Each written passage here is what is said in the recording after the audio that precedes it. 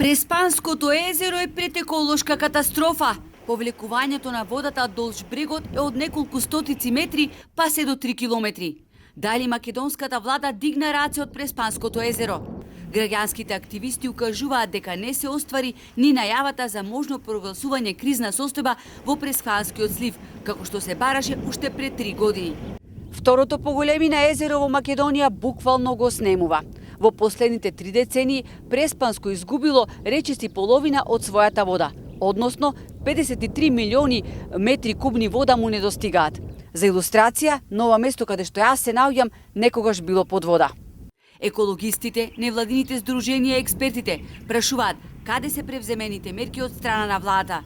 Единствено што се изработи пред 3 години беше тој план за спас на Преспанското езеро. Меѓутоа, после тоа, акцијскиот план затаи. Нема некои конкретни мерки, ниту поголема соработка меѓу трите држави – Македонија, Албанија и Грција. Во 60-тите години на минатиот век, македонските експерти изготвиле проект за спас на Преспанско, кој никогаш не се реализирал.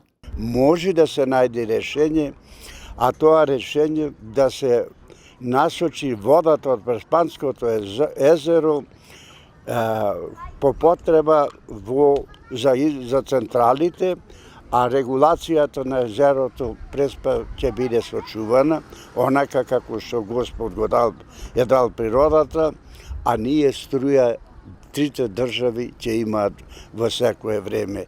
Природонаучниците велат причините за овој феномен не се сосема јасни и најверојатно се комбинација од климатски промени и човечкиот фактор.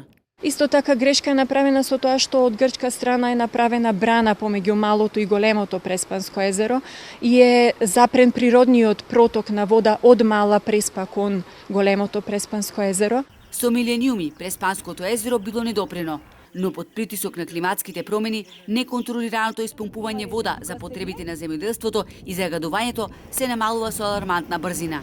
На Преспанско езеро му треба обединување на сите релевантни фактори од Македонија, Албанија и Грција. Од и без Преспа ќе го нема и Охрид.